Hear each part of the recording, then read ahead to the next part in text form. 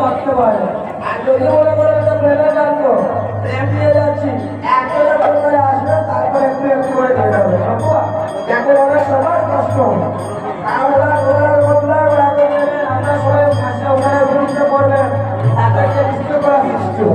প্রেমের মার্গ আস্তে আস্তে সবাই মহাপ্রভুর আজ্ঞা পাইলাম